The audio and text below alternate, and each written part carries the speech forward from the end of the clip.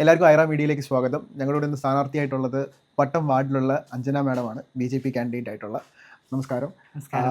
Madam, ഏറ്റവും വലിയ ചോദ്യം എന്ന് പറഞ്ഞു കഴിഞ്ഞാൽ, ഈ പുതിയതായിട്ട് ഈ വാർഡിൽ എന്തൊക്കെ കൊണ്ടുവരാൻ ഉദ്ദേശിക്കുന്നത്, എന്തൊക്കെ കുറവുകളാണ് ഈ വാർഡിലുള്ളത്? ഒരു BJPയുടെ സ്ഥാനാർത്ഥി എന്നുള്ള നിലയ്ക്ക് ഞങ്ങൾ ഉയർത്തി കാണിക്കുന്ന ഒരു മുദ്രാവാക്യം എന്ന് പറയുന്നത്, അല്ലെങ്കിൽ ഞങ്ങളുടെ മോട്ടോ എന്ന് പറയുന്നത് വികസിത അനന്തപുരി തന്നെയാണ്.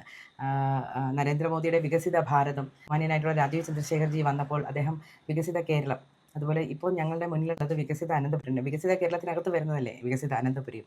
അപ്പോൾ പട്ടം വാർഡിനെ സംബന്ധിച്ചിടത്തോളം ഞാൻ ഈ പട്ടം വാർഡിലേക്ക് വന്നപ്പോൾ ഞാൻ പ്രധാനമായിട്ട് കണ്ടത് കുറച്ച് ഹോർഡിങ്സുകളും ബോർഡുകളുമാണ്. ആ ബോർഡുകൾ എന്ന് പറഞ്ഞു കഴിഞ്ഞാൽ 1,15,00,000 രൂപ കൊടുത്ത് നവീകരിച്ച മങ്ങന്നൂർ കോണംകുളം, 1,10,00,000 രൂപ കൊടുത്ത് നവീകരിച്ച നമ്മുടെ മെഡിക്കൽ കോളേജിൻ്റെ ജസ്റ്റ് ഓപ്പോസിറ്റ് ആയിട്ട് ഒരു കുളമുണ്ട്. ആ കുളത്തിൽ നിങ്ങൾ ഒരു ദിവസം വരണം, അതവിടെ വന്ന് കാണണം. അതിനകത്തൊരു ഫലകം മാത്രമാണുള്ളത്, നവീകരിച്ചു എന്നുള്ളത്. അതിനകത്ത് കുളവാഴകളും അതുപോലെ തന്നെ ഒത്തിരി മാലിന്യങ്ങളും അടിഞ്ഞു നടക്കുന്ന അവിടെ ഒരു ഫലകം, ഇത് മേയർ ആര്യ രാജേന്ദ്രൻ ഉദ്ഘാടനം ചെയ്തതായിട്ടും 1,15,00,000 രൂപ കൊടുത്ത് അത് നവീകരിച്ചതായിട്ടും ഒരു ഫലകം മാത്രമാണുള്ളത്.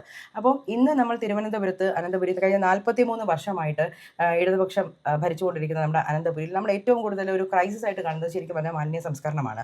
ഇന്ന് വരെയും അവർക്ക് അതിനൊരു കൃത്യമായിട്ടൊരു പ്ലാനിങ് നടത്തിയിട്ട്, ഒരു ശാസ്ത്രീയമായിട്ട് അതിനൊരു പ്ലാനിങ് നടത്തിയിട്ട് അതിന് നിർമ്മാർജ്ജനം ചെയ്യാൻ, അല്ലെങ്കിൽ കൃത്യമായ മാലിന്യ സംസ്കരണത്തിന് ഇവിടെ ഈ അനന്തപുരിയിലെ ക്യാപിറ്റൽ സിറ്റിയിൽ ഒരു കാര്യവും അവർ ചെയ്തിട്ടില്ല. ഓരോ വർഷം വരുമ്പോഴും ഇതിന് പ്ലാനുകൾ ഉണ്ടാക്കുന്നതല്ലാതെ അത് നടപ്പിലാക്കാനായിട്ട് അവരൊന്നും ചെയ്യുന്നില്ല. നമ്മൾ ശ്രദ്ധിച്ചു കഴിഞ്ഞാൽ നിങ്ങൾക്ക് മനസ്സിലാവും, കുറച്ച് ദിവസം മുമ്പ് ബഹുമാന്യനായിട്ടുള്ള നമ്മുടെ സംസ്ഥാന അധ്യക്ഷൻ പറഞ്ഞു, BJP ഭരണത്തിൽ വരികയാണെങ്കിൽ ആദ്യത്തെ 45 ദിവസത്തിനുള്ളിൽ തന്നെ ഒരു 5 വർഷത്തിൽ എന്ത് ചെയ്യാൻ പറ്റും എന്നുള്ള ഒരു ബ്ലൂ പ്രിന്റ് നമ്മൾ തയ്യാറാക്കി ജനങ്ങൾക്ക് മുൻപിൽ വെക്കുമെന്നുള്ളത്. കാരണം BJP ഈ ഇലക്ഷനെ ഫേസ് ചെയ്യുന്നത് ഓരോ സ്ഥലത്തെയും ഓരോ വാർഡിൻ്റെയും വികസനത്തിന് വേണ്ടിയിട്ടാണ്.